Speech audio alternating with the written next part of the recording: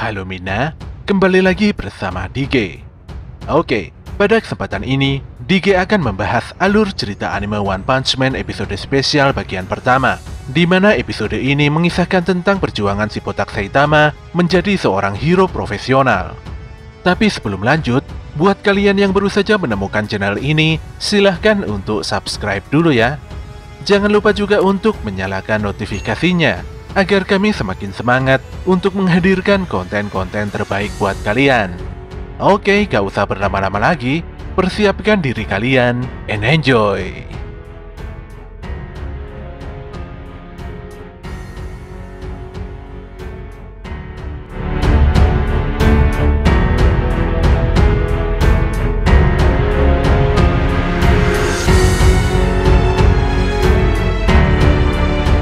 Scene dibuka dengan menampilkan sosok monster kodok biru yang sedang lari tunggang langgang menghindari kejaran seseorang. Dia pun kebingungan ketika jalan yang hendak dilaluinya ternyata buntu. Dia pun sangat kesal pada lelaki keras kepala yang terus mengejarnya. Ternyata lelaki tersebut adalah Saitama yang masih memiliki rambut. Ketika dia melompat turun untuk menangkap si kodok, tanpa diduga celana trainingnya nyangkut di tiang listrik hingga robek. Si kodok pun menertawakan Saitama. Apalagi Saitama memiliki hobi yang sangat aneh. Namun setelahnya si kodok tercekat dan ketakutan ketika Saitama mulai geram karena hobinya menjadi hero diremehkan. Dia lantas menghajar monster kodok hingga barang curian di dalam perutnya keluar semua. Dikarenakan trainingnya robek, Saitama pun pergi ke tempat penjahit langganannya. Oke, biar lebih mudah kita sebut saja penjahit tersebut dengan nama Pak Mamat. Seorang preman nampak mendatangi toko Pak Mamat untuk menagih hutang. Dan karena belum ada uang, Pak Mamat pun meminta tambahan waktu hingga besok. Setelah si preman berlalu, Saitama langsung meminta maaf pada Mamat karena trainingnya rusak lagi. Pak Mamat pun tidak mengapa, dan dia juga memahami kalau Saitama tidak punya uang untuk membayar jasanya. Pak Mamat pun berjanji akan mengerjakan baju training Saitama sesegera mungkin. Melihat kondisi baju training Saitama yang sering rusak, Pak Mamat pun berniat membuatkan sebuah kostum khusus untuk Saitama. Awalnya Saitama antusias, namun setelah melihat desain kostumnya yang aneh, dia lantas menolak tawaran Pak Mamat secara halus. Ketika Saitama berpamitan pulang, Pak Mamat mengingatkannya untuk mengurangi kegiatan hero-nya. Pak Mamat sadar bahwa kondisi lingkungan di sekitar mulai sepi dan tidak baik-baik saja. Hal ini bisa dilihat dari banyaknya toko yang bangkrut dan terpaksa harus ditutup. Dalam perjalanan pulang, Saitama cukup sadar kalau nasihat Pak Mamat ada benarnya. Kalau dipikir-pikir, tindak kriminal di daerah ini semakin meningkat hingga membuat banyak toko yang tutup. Apalagi dalam waktu seminggu saja, Saitama telah menangkap 3 penjahat. Pada malam harinya, ibu kos mendatangi Saitama karena nunggak bayar kos selama 3 bulan. Tentu saja Saitama agak bingung karena dia tidak memiliki uang sama sekali. Ibu kos tidak peduli dengan kegiatan Saitama. Pokoknya jika Saitama tidak bayar, maka dia akan didebak dari tempat ini. Esok harinya Saitama bertandang kembali ke toko Pak Mamat untuk mengambil kembali baju trainingnya. Pak Mamat meminta Saitama untuk lebih berhati-hati, karena dia tidak yakin bisa memperbaiki training Saitama lagi. Sedetik kemudian, si preman datang kembali untuk menagih hutang. Dikarenakan tidak mampu membayar hutang, si preman pun langsung menyita surat berharga Pak Mamat dan pulang begitu saja. Pak Mamat menjelaskan kalau si preman tadi berasal dari Nianialon. Kondisi toko yang sepi membuat Pak Mamat tidak mampu membayar hutang dan harus menutup usahanya selama ini. Meminta bantuan polisi pun percuma, ditambah lagi mereka tinggal di sebuah kompleks yang bahkan polisi saja tidak berani mendekat. Saitama sadar kalau Pak Mamat telah ditipu. Namun dia tidak tahu di mana kompleks yang ditempati oleh berandalan Nianialon. Pak Mamat pun menggambarkan peta lokasi Nianialon pada Saitama. Parahnya, ternyata lokasi tersebut adalah tempat Saitama ngekos selama ini. Dia pun mengenakan trainingnya dan mulai mengetuk satu persatu pintu kamar. Dia pun sangat kaget saat mengetahui kalau pintu pertama yang diketuknya adalah kamar ibu kos. Sementara di pintu kedua, dia menemui seorang lelaki maniak. Dan di pintu ketiga, Saitama bertemu dengan 2 lelaki. Awalnya tidak ada yang aneh, namun saat Saitama berkata kalau dia memiliki hobi sebagai hero, kedua lelaki ini pun langsung panik. Ternyata keduanya adalah kriminal yang biasa memalsukan KTP. Sebenarnya Saitama tidak peduli dengan kedua orang tersebut. Namun setelah dia tahu kalau menangkap penjahat bisa dapat hadiah, dia lantas menyeringai dan menghajar keduanya. Seorang pegawai Nia Nialon yang menyaksikan kebrutalan Saitama jadi ketakutan.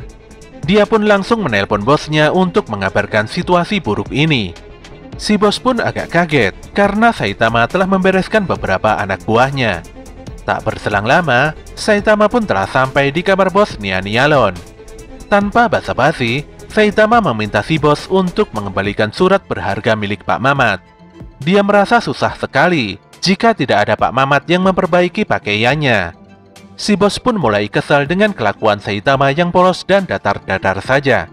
Dia lantas meledakkan kekuatannya dan berubah menjadi monster ikan kegelapan. Namun Saitama santai saja dan menyebut si ikan sebagai sosok maniak yang mesum. Tentu saja si ikan langsung ngamuk dan menyabet Saitama dengan cambuk supernya. Selain menyabet, si ikan juga menyembur Saitama dengan gelembung busa mematikan. Tak ayal serangan tersebut membuat training Saitama rusak lagi. Tapi dia langsung bersemangat ketika mendengar kalau bisa mengalahkan ikan kegelapan, maka dia akan mendapatkan hadiah yang sangat besar. Si ikan pun akhirnya harus KO dan tidak berkutik sama sekali. Sesaat kemudian, Saitama mendatangi ibu kos dan menawarkan hadiah dari para penjahat yang berhasil dikalahkannya. Saitama melakukan hal ini hanya sekedar untuk bisa membayar biaya tunggakan kos-kosannya. Sayangnya si ibu kos malah marah karena semua penjahat tersebut adalah sumber pendapatannya selama ini. Saitama pun terpaksa menggelandang karena diusir oleh ibu kos. Sesaat kemudian, Pak Mamat yang sangat mengkhawatirkan kondisi Saitama datang dan mengajaknya masuk ke toko. Setelah berbincang cukup lama, Pak Mamat pun berterima kasih karena Saitama telah melindungi tokonya. Tapi Saitama agak tersentak karena Pak Mamat akan tetap menutup tokonya besok. Pak Mamat sudah terlalu tua dan berniat untuk pensiun dari kegiatannya. Dia lantas memberikan Saitama sebuah kostum hero sebagai tanda terima kasihnya. Kostum tersebut merupakan mahakarya terakhir yang dibuat oleh Pak Mamat dengan segenap kemampuannya. Saitama pun sangat senang menerima pemberian spesial tersebut dan segera mengenakannya. Scene pun berpindah di atap apartemen, di mana Saitama tengah makan siang dan menceritakan asal-usul kostum hero-nya pada Genos. Awalnya Saitama agak malu menggunakan kostum tersebut, jadi dia terpaksa memakai training untuk menutupinya. Walau kini dia sudah terbiasa mengenakan kostum tersebut, namun Genos malah meminta Saitama untuk mengganti kostumnya. Tentu saja Saitama langsung menolak saran Genos dengan begitu keras. Pada suatu malam, Saitama nampak fokus melihat sinetron di dalam kamar apartemennya. Setelah itu dia menjemur pakaian dan merasakan kalau belakangan ini ada seseorang yang terus memperhatikannya dari kejauhan. Selama ini sudah banyak penjahat yang dikalahkannya, jadi Saitama beranggapan mungkin ada beberapa musuh yang dendam padanya. Sementara itu, Genos terus mengamati pergerakan Saitama selama 3 hari. Sayangnya dia masih tidak bisa menemukan informasi apapun tentang kekuatan rahasia Saitama. Walau banyak berspekulasi, namun Genos berharap bisa mendapatkan petunjuk secepatnya. Pada penyelidikan hari keempat, Genos nampak mengikuti Saitama yang tengah pergi menuju restoran cepat saji. Genos pun menyimpulkan kalau rahasia kekuatan Saitama berasal dari makanan yang dikonsumsinya. Di dalam resto, Saitama langsung memesan stik kentang goreng setelah melihat isi dompetnya. Namun dia agak kecewa karena porsi stik kentangnya begitu sedikit. Apalagi stik kentang kesukaannya yang empuk dan panjang hanya ada 1. Sebelum makan, Saitama pergi ke toilet. Namun betapa kagetnya dia ketika kembali dan menemukan bahwa stik kentang favoritnya telah raib begitu saja. Ternyata yang mengambil kentang tersebut adalah si Genos. Genos merasa aneh, mengapa Saitama harus repot datang ke restoran hanya untuk memesan stik kentang. Dia menilai kalau stik kentang adalah makanan spesial di balik kekuatan besar Saitama. Dia lantas mengirimkan data makanan tersebut ke lab agar bisa dianalisis. Kembali pada Saitama, yang saat ini masih kesal pada sosok yang mencuri stik kentang gorengnya. Dia pun sadar kalau ada seseorang yang benar-benar menguntitnya. Sialnya, Saitama sama sekali tidak menemukan satupun hal yang mencurigakan. Hingga dia sadar kalau semua orang di sekitarnya berteriak ketakutan karena serangan penjahat. Wajah beberapa orang nampak kering dan kusut setelah diserang oleh buronan kelas B, yaitu Men's Aesthetician Man. Di sini Saitama sebenarnya sudah capek dan emosinya menguap hingga ke ubun-ubun. Aesthetician pun menyadari kalau Saitama adalah hero yang telah mengalahkannya dengan satu pukulan sekitar 6 bulan yang lalu. Kekalahannya dulu membuatnya terus berlatih demi mengalahkan Saitama, dan selama ini Aesthetician berkelana ke sana kemari hanya untuk menemukan Saitama. Namun Saitama salah paham. Dia mengira Aesthetician adalah penguntit yang telah mencuri stik kentang gorengnya. Tentu saja Aesthetician benar-benar bingung dan sangat ketakutan.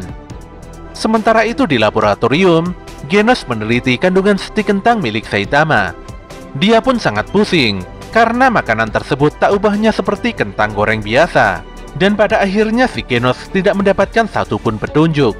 Kembali pada Saitama, di mana dia membantai Aesthetician dengan sekali sikat. Dia pun menceramahi penjahat tersebut agar tidak seenaknya mengambil kentang goreng orang lain. Saitama mengetahui resiko menjadi seorang hero, di mana mungkin ada musuh yang dendam padanya. Namun dia tetap berpikir positif, karena mungkin ada orang yang terbantu karena tindakannya selama ini.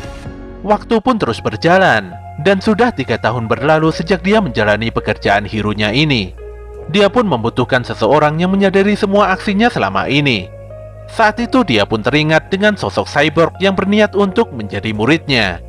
Menginjak hari kelima penyelidikan, Genos pun memantapkan tekadnya untuk menemui Saitama secara langsung di apartemennya.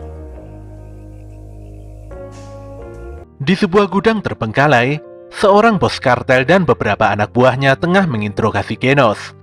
Lelaki yang bernama Don Pacino ini tidak percaya dengan penjelasan Genos karena Genos ditemukan bersama Taipun yang merupakan musuh Don Pacino. Hingga semuanya jelas, Don Pacino akan menahan kunci bergantung jerapah milik Genos. Dia juga berjanji akan mengembalikan kunci tersebut jika Genos bisa diajak bekerja sama dan menceritakan hubungannya dengan Taipun. Tanpa curiga, Genos lantas menceritakan semua hal yang diketahuinya selama ini pada Pacino. Apalagi kunci tersebut adalah benda yang sangat penting dan begitu berharga bagi Genos. Scene pun berpindah di sebuah pemandian umum, di mana saat itu Saitama dan Genos nampak berendam bersama. Keduanya pun membicarakan banyak hal, walau pembicaraan tersebut sangat tidak bermutu. Selesai berendam, Saitama masih duduk di kursi pijat dan meminta Genos untuk pulang duluan.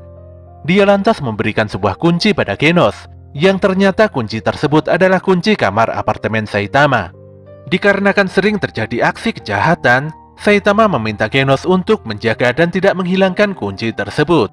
Tentu saja si Genos akan menjaga kunci tersebut dengan segenap kekuatannya.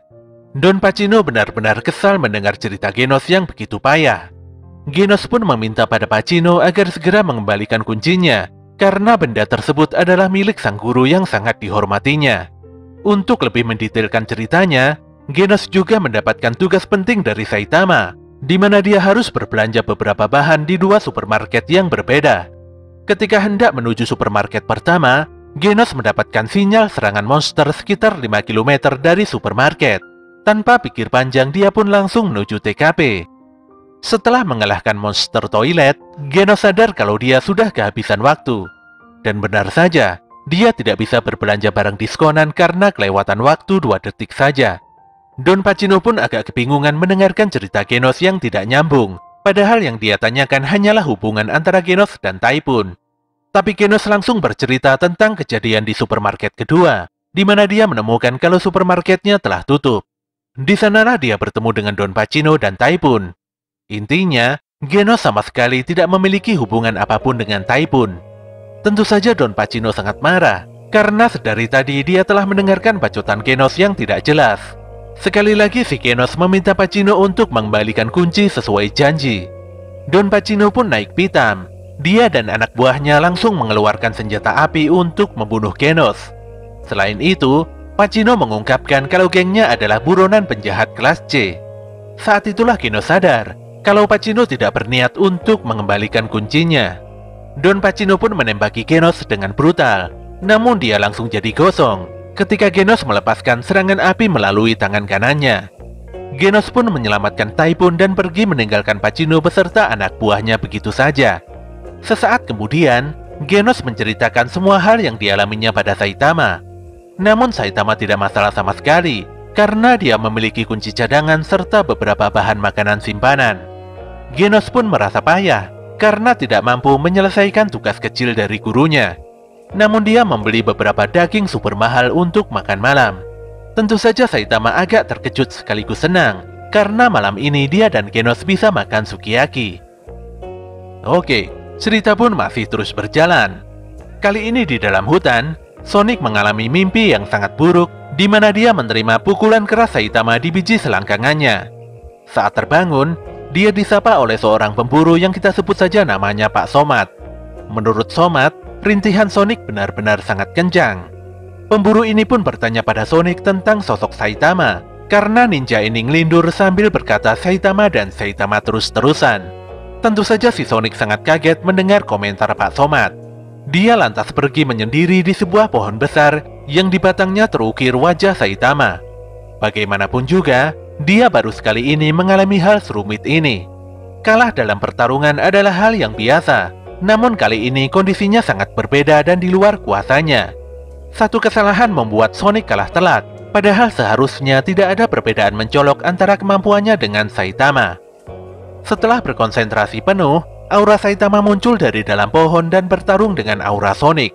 Kedua aura tersebut terus bertarung, namun aura Saitama tetap unggul dan berhasil mendaratkan satu pukulan kerasnya kembali pada biji selangkangan Sonic. Tentu saja si Sonic benar-benar depresi, karena semua strategi yang dipikirkannya tidak mampu menggambarkan satu kemenangan sama sekali. Pada keesokan harinya, Pak Somat menasehati Sonic tentang trauma psikologis pasca menghadapi musuh terkuat. Kisah Sonic tidak ada bedanya dengan Somat, di mana Pak Somat juga memiliki musuh yang kuat di hutan ini, yaitu seekor beruang. Pak Somat mengisahkan bahwa di waktu yang lalu dia tidak sanggup menghadapi si beruang. Beruang tersebut telah meninggalkan luka yang cukup parah pada Pak Somat. Untungnya dia berhasil kabur walaupun harus jatuh bangun ke dalam jurang. Semenjak kejadian itu, tangannya selalu gemetaran setiap memegang senapan. Dia sangat trauma hingga tidak bisa menembak semua buruannya. Namun jika berhasil mengalahkan si beruang, Pak Somat sangat yakin tangannya tidak akan gemetaran lagi. Jadi satu-satunya cara untuk mengatasi rasa takut adalah dengan mengalahkan musuh. Sesaat kemudian, Sonic pun mulai berlatih di bawah derasnya air terjun. Namun konsentrasinya buyar saat menemukan seekor babi kecil yang tengah dikejar oleh ular besar. Sonic pun memutuskan untuk mengalahkan si ular sekaligus latihan. Namun gerakan si ular mengingatkannya dengan pukulan Saitama di selangkangannya. Walaupun sempat gundah, akhirnya Sonic mengakui kalau dirinya takut dengan Saitama. Dia pun berhasil memotong si ular menjadi beberapa bagian. Sonic lantas berterima kasih pada si babi kecil karena dirinya bisa bertambah kuat lagi. Malam itu Sonic dan Somat makan besar. Pak Somat menilai kalau si babi kecil sangat menyukai Sonic. Sonic pun memberikan nama Bao pada babi kecil tersebut. Setelah malam itu, Sonic pun menghabiskan hari-harinya untuk berlatih keras demi mengalahkan Saitama. Dan setelah semua latihan diselesaikan, Sonic membuat kesimpulan bahwa dirinya tidak boleh melarikan diri dari rasa takut. Dia pun kembali mendatangi pohon berwajah Saitama untuk bertarung melawan auranya. Aura Sonic dan Saitama kembali bertarung dalam kecepatan tinggi. Hebatnya kali ini aura Sonic lebih unggul dan dia berhasil membanting Saitama. Selain itu, Sonic melepaskan tendangan pisau angin yang sangat kuat hingga membuat pohon berwajah Saitama terkoyak parah. Malam itu juga Sonic berpamitan pergi pada Pak Somat. Dia juga berpesan agar Pak Somat tidak pernah menyerah apapun yang terjadi. Pada pagi harinya, Pak Somat ngobrol sendiri dengan Bao sambil membersihkan senapannya. Namun dia langsung waspada karena si beruang ganas telah muncul untuk memburunya. Somat berniat untuk membalas kelakuan si beruang dulu. Sayangnya tangannya gemetaran hebat dan semua tembakannya tidak kena sama sekali. Si beruang lantas menyerang Somat hingga terjungkal ke dalam gubuk. Dia pun mengingat pesan Sonic dan menyiapkan senapannya untuk menghabisi si beruang. Namun ketika dia menarik trigger senapannya, ternyata pelurunya kosong. Alhasil, Somat pun dihempaskan si beruang dengan begitu mudah. Saat si beruang hendak menghabisi Pak Somat, tanpa diduga Saitama muncul di belakangnya. Saitama pun berniat untuk memakan daging Bao, tapi karena si Bao langsung kabur, dia pun memutuskan untuk memakan daging beruang saja. Tentu saja si beruang berakhir jadi daging rebusan.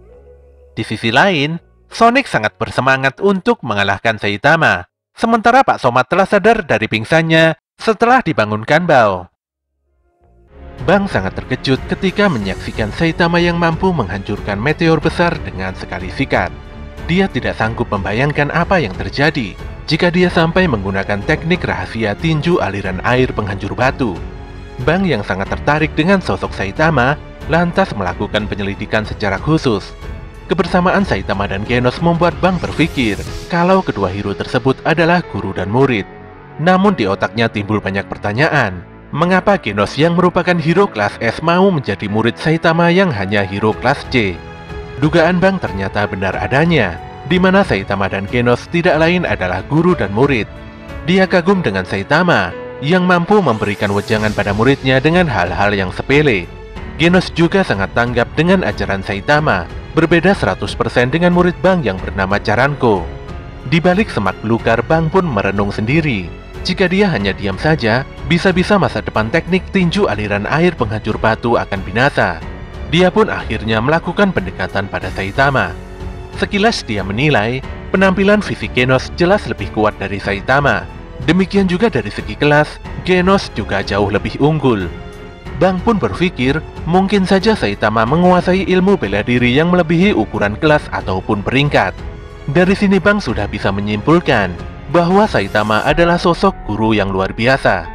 Dia juga dibuat kaget saat mengetahui kalau Saitama tidak memiliki guru ataupun teknik aliran bela diri tertentu. Saitama hanya mengatakan kalau selama ini dia hanya latihan beban saja untuk menunjang profesinya. Setelah mengetahui bahwa kekuatan fisik Saitama tidak masuk akal, Bang pun mencoba untuk menggali potensi Saitama lebih dalam lagi. Dia lantas mengundang Saitama ke dojonya untuk sekedar belajar ilmu bela diri. Sebenarnya Saitama agak malas menanggapi Bang. Namun karena si Bang agak ngotot, Saitama pun menerima kartu nama dan alamat Bang, serta berjanji kalau besok akan datang ke dojo. Pada keesokan harinya, Bang agak kesal karena Saitama dan Genos masih belum datang. Ternyata Saitama malah santai berbelanja sama Genos. Saitama terpaksa mengiyakan ajakan Bang agar Pak Tua tersebut tidak merepotkan. Tanpa diduga Bang sudah berada di belakang keduanya. Dia bisa saja mengalahkan Saitama 200 kali karena pertahanannya terbuka lebar. Tanpa diduga, Saitama langsung melesat untuk menyelamatkan seekor kucing yang akan ditabrak oleh truk. Ternyata itu adalah sebuah kresek, dan daging makan malam Saitama hancur dilindas truk. Sekali lagi Bang dibuat kaget dengan kekuatan fisik Saitama. Kali ini Bang sudah tidak heran kalau gerak-gerik Saitama dipenuhi dengan kelengahan. Dia lantas mendatangi Saitama dan menawarkan daging kualitas premium di dojonya. Tentu saja Saitama sangat senang dengan tawaran tersebut. Sesaat kemudian, Saitama dan Genos telah sampai di dojo milik Bang. Sebelum memberikan daging, Bang menunjukkan tekniknya, di mana dia sanggup menghancurkan puluhan genteng dengan sekali pukul. Namun setelahnya dia jadi kaget, karena Saitama bisa meleburkan genteng tersebut dengan begitu cepat. Saat ini keinginan Saitama hanya ingin mendapatkan daging yang dijanjikan Bang. Tapi sebelum itu, Bang akan memberikan sebuah latihan kuno pada Saitama dan Genos, di mana latihan ini telah diturunkan dari generasi ke generasi. Ternyata latihan tersebut hanyalah hompimpa batu kertas gunting. Siapapun pemenangnya akan diberikan hak untuk menggunakan senjata dan menyerang lawan. Genos pun menawarkan diri untuk melawan Bang. Tapi dia langsung kalah dan kepalanya diketok palu oleh Bang sebelum mengenakan helm. Kini gantian Saitama yang maju, namun nasibnya tidak jauh berbeda dengan Genos. Dalam puluhan ronde, Bang berhasil mendaratkan banyak sekali ketokan palu pada kepala botak Saitama. Saitama yang sangat amat kesal pada akhirnya memenangkan hompimpa. Namun saat dia hendak mengambil palu, anehnya palu tersebut bergeser begitu saja. Hal ini jelas memberikan waktu pada Bang untuk mengenakan helmnya. Saitama pun sangat kesal dan amarahnya sudah mencapai ubun-ubun. Dia pun menggetok Bang dengan kekuatan penuh hingga helmnya hancur berkeping-keping. Untungnya si Bang sempat kabur sebelum menerima getokan Saitama. Jelas saja Saitama tidak terima karena Bang kabur begitu saja.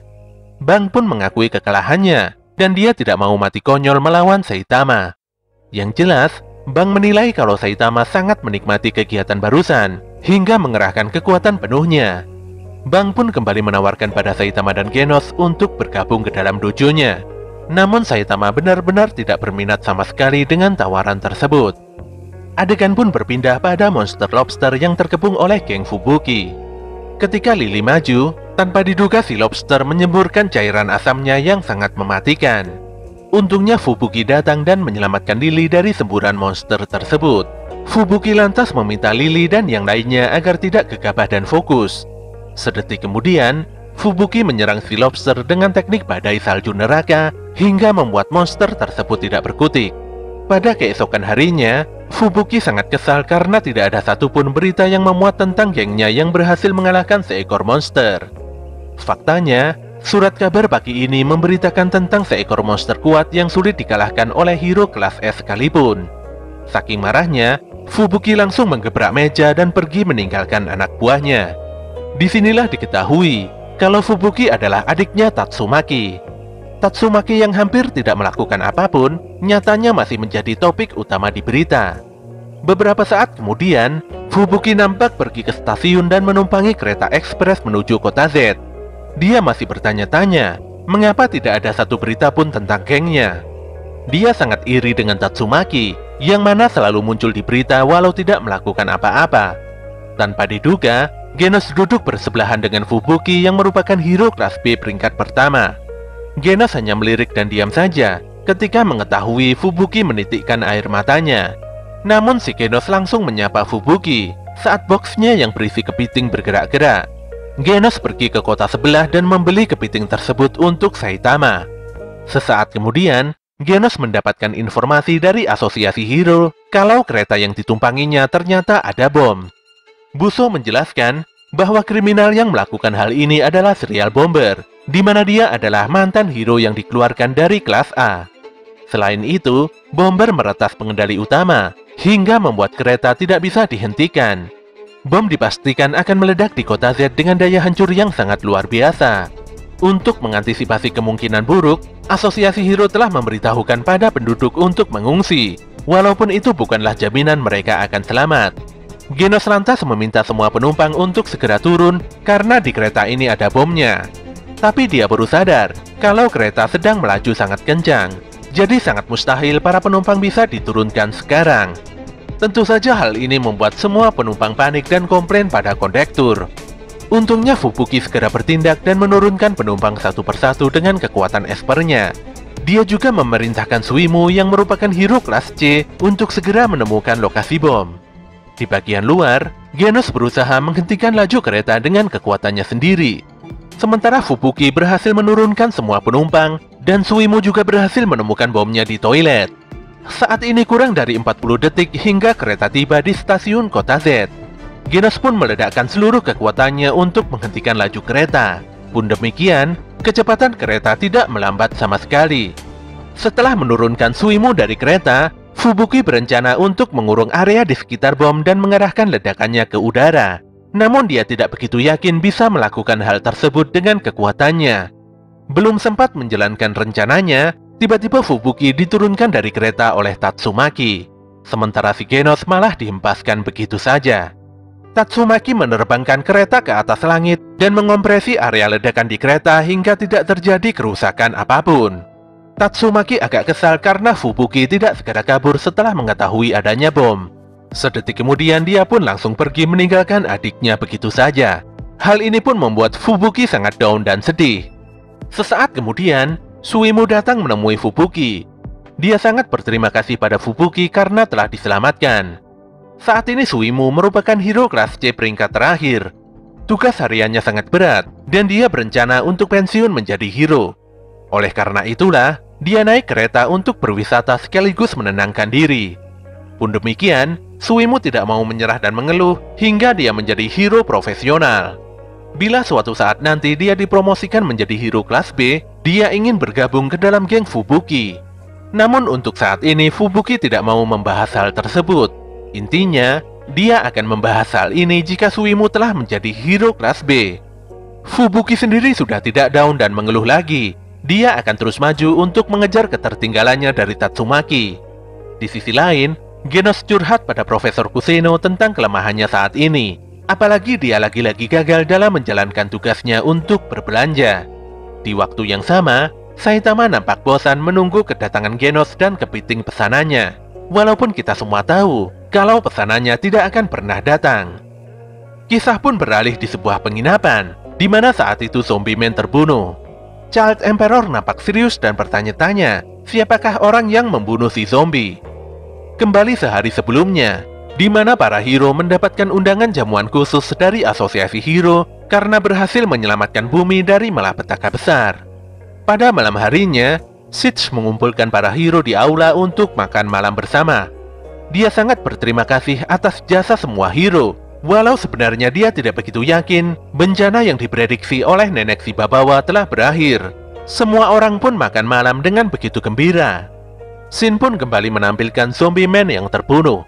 Atomic Samurai mengakui kalau pedang yang menghunus zombie man adalah pedangnya. Namun dia menaruh pedangnya di aula. Atomic merasa ada seseorang yang mengambil pedang dan menghunuskannya pada zombie man. Bang juga membenarkan pernyataan Atomic, di mana saat itu keduanya nampak duduk bersama. Child Emperor tidak percaya dengan pernyataan Atomic, namun Tank Top Master meyakinkan kalau Atomic Samurai tidak bersalah karena dia dan Sid juga berada di ruangan tersebut. Emperor pun mulai mencurigai Puri-Puri Prisoner, di mana Puri paling berpotensi membunuh karena status narapidananya. Selain itu, Puri sering kabur dari penjara dengan wajah tanpa dosa. Puri pun tidak terima dengan tuduhan tersebut. Dia malah menaruh curiga pada Saitama karena Saitama terlihat ngobrol santai dengan zombie man. Saitama sendiri tidak menampik hal tersebut. Dengan santai dia mengungkapkan ketertarikannya pada zombie man yang bisa hidup abadi. Melihat gurunya dicurigai, Genos pun tidak terima. Genos memastikan kalau memang Saitama ingin membunuh zombie man, dia tidak butuh senjata apapun karena hanya perlu satu pukulan saja. Di sisi lain, Flashy Flash hanya diam saja sejak menemukan mayat. Pigard masih makan terus tanpa henti. Watchdog Man malah tidur dan gak bangun-bangun. Sementara Metal Bat yang masih belum cukup umur hanya diam saja, melihat para seniornya minum-minum gak jelas. Atomic pun mengutarakan pendapatnya, di mana seharusnya orang yang menemukan mayat pertamalah yang harus dicurigai. Disinilah semuanya begidik, karena King yang merupakan manusia terkuat di bumi, ternyata adalah orang pertama yang menemukan zombie man.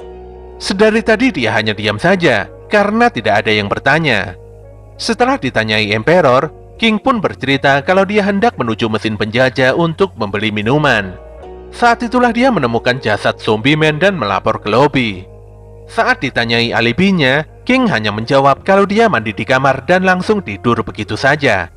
Dengan tatapan serius, King menepis semua tuduhan padanya, dan dia sama sekali tidak sedang berusaha menutupi apapun. Bang pun mendengar suara King Engine, di mana suara tersebut menandakan kalau King sudah siap bertarung sepenuhnya. Tanpa diduga, zombie man sadar dan mengagetkan semua orang. Zombie pun menjelaskan kalau dia tidak begitu ingat dengan apa yang terjadi padanya. Selain itu, semalam dia benar-benar mabuk berat. Dia hanya mengingat kalau pedang atomik terbang dan menusuknya begitu saja. Selain itu, di sekitar pedang tersebut ada cahaya hijau yang mirip dengan energi Tatsumaki. Emperor pun langsung menanyai Tatsumaki tentang alibinya semalam. Namun Tatsumaki ngotot kalau dia lupa dan tidak ingat. Bila dia mau membunuh zombie man, dia tidak akan menggunakan cara bertele-tele seperti ini. Bang pun meminta semua tenang, karena yang terpenting zombie man tidak apa-apa. Zombie man sendiri tidak begitu mempermasalahkan hal ini, dan semuanya pun langsung bubar begitu saja. Sesaat kemudian, Sitch mengajak Emperor untuk melihat kamera CCTV. Ternyata yang melakukan pembunuhan ini benar-benar Tatsumaki. Selain itu, Tatsumaki nampak mabuk berat. Si Emperor hanya penasaran saja, mengapa Tatsumaki bisa begitu mabuk. Shin pun berpindah pada Saitama dan Genos, di mana keduanya lagi-lagi pulang berbelanja. Semua hero sudah mengetahui kalau Tatsumaki adalah pembunuh zombie man. Namun Genos hanya diam saja, dan dia cukup tahu kalau gurunya adalah sumber masalah utama. Kemarin di waktu makan malam, Saitama menasehati Tatsumaki untuk tidak banyak minum karena dia masih bocah. Tentu saja Tatsumaki sangat jengkel, apalagi Saitama memintanya untuk minum jus saja. Saitama lantas menaruh botol sakenya di lantai dan memesankan jus untuk Tatsumaki. Karena merasa harga dirinya diinjak-injak, Tatsumaki pun langsung meminum sake Saitama dalam jumlah besar.